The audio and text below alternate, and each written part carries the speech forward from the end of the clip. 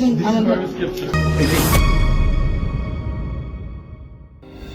আয়নাঘরের এই চেয়ারটিতে মূলত কি দেওয়া ছিল এবং কিভাবে এটিতে কারেন্টের শক দেওয়া হতো শুধু তাই নয়, আয়নাঘরের এই চেয়ারটি নিয়ে এত বেশি আলোচনায় বা কেন কি দিয়ে তৈরি করা হয়েছিল আয়নাঘরের এই চেয়ারটি, ভিউয়ার্স আমাদের আজকের এই ভিডিওটি সে বিষয়ে বিস্তারিত তুলে ধরব।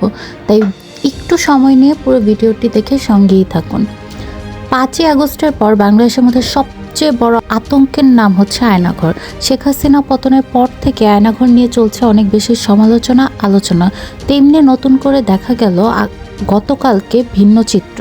মূলত আয়নাঘর পরিদর্শন করেছেন বাংলাদেশের প্রধান উপদেষ্টা সহ তার সহযোগীরা, আর সেখানে আয়নাঘরে পরিদর্শন করে বেশ কিছু আলামত পাওয়া গেছে।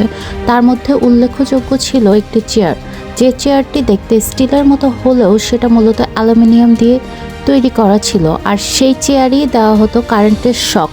আর এমন একটি ভিডিও রীতিমতো সোশ্যাল মিডিয়ায় ভাইরাল হয়েছে, যেখানে দেখা যাচ্ছে চেয়ারে বসিয়ে কোনো এক ব্যক্তিকে কারেন্টের শক দেওয়া হচ্ছে।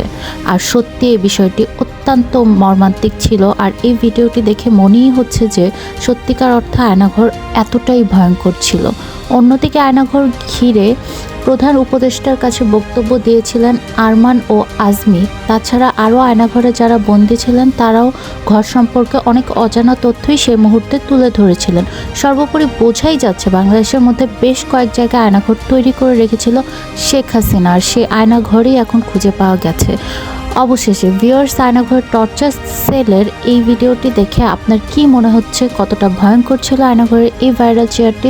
অবশ্যই আপনার মূল্যবান মতামত কমেন্ট করে জানাবেন আমাদের কমেন্ট বক্সে।